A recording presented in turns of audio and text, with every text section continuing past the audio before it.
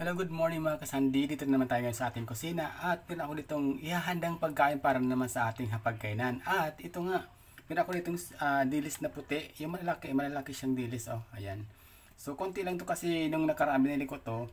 Yung iba nito ay pinarito ko na nilagyan ko lang sila ng ng parang kinut ko lang sa harina na may mga timpla at masarap siya dahil crispy siya. Ngayon naman naisipan ko na iba naman ang luto ko dito kasi ako lang makain ito kaya so ito po, alam ko po marami rin po ang gustong kumain ng ganitong pagkain. So ito po ang ating mga ingredients. Una-una na itong ating dilis na puti na malaki. Ayan. Meron ko itong tinadtad na, meron ko itong luya. Ayan, hiniwa-hiwa ko na siya. Meron akong kamatis, sibuyas, at ang aking bawang. Ito po siya. At meron ako itong siling haba. So para mga baby pa siya. Pero anyway, okay na yun sa akin kasi ang habol ko lang naman dito ay yung aroma ng sili. Ayoko naman talaga ng manghang na manghang. At syempre, babalutin ko siya sa dahon ng gabi. So meron ko dito mga dahon ng gabi na kinuha na ibabalot ko dito. Ito nga pala, ilagyan ko lang ito ng pamintang durog at saka konting patis para magkaroon siya ng lasa. So umpisahan natin ang ating pagkatrabaho.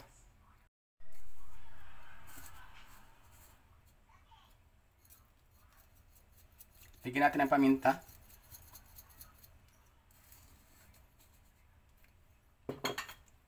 Siyempre maglalagay ako ng, sabi ko kanina, maglalagay ako ng patis.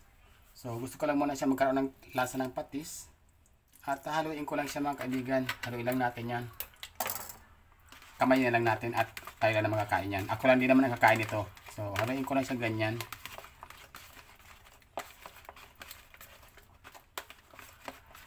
So ayan. So ibabad natin siya ng mga, siguro ko mga 20 minutes lang. So ayan, after 20 minutes ay ilalagay natin siya dito sa ating dahon. Yan, ibabalatan natin siya dito sa dahon ng gabi. So shout out diyan sa mga mahilig din kumain ng ganito. Katulad ko, ito yung mga luto ng mga sinaunang panahon na hanggang sa ngayon ay baon-baon ko pa rin kahit iba na yung ating lugar na tinitirhan. Ito pa rin yung nakakaligan kong kainin, talagang masarap siya. At syempre, ilalagay na rin natin dito ang ating sili. Lagyan na rin natin ng bawang, kamatis, itong ating luya. At pagkatapos nyan ay ibabalatan natin siya.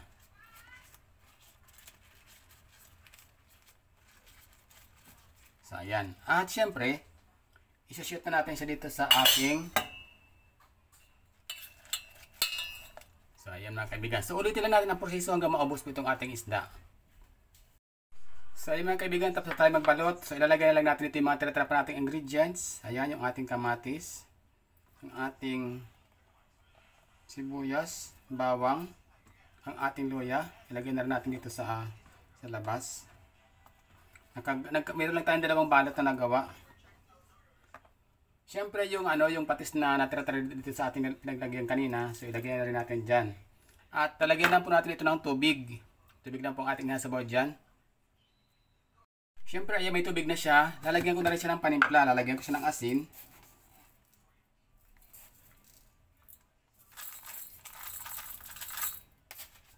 At siyempre, maglalagay din ako ng patis. Lalagyan ko pa rin siya ng patis para may lasa pa rin siya na patis. Masarap siya pampalinamnam. At maglalagay din ako dito ng yung ating kailangan habang i-memorize yan. Baka naman, magic sarap. So, isang na yan, isang lagay na yan dyan. At pagkatapos yan, ay ihasalin natin siya sa apoy.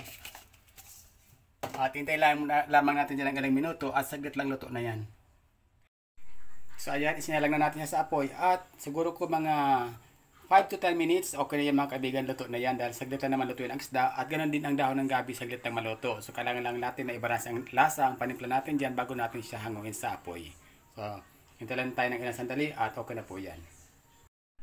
Ayan, so ito na mga kapatid ang ating naging output, yung ating dilis na binalot sa dahon ng gabi. Ayan. At sigurado akong mapapalaban na naman ako nito sa kainan kasi talagang paborito ko talaga ang ganitong luto. Sana kayo din. Kayo ba trip nyo rin ang ganitong pagkakaluto ng ating isda? Comment down dyan kung yung natripan ng ganitong luto din at kung kayo nagluto rin ng ganito.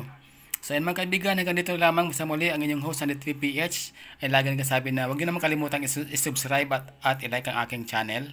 Ito po muli ang inyong Sandy 3PH at nagsasabing God bless everyone and see you again on my next vlog. Bye-bye!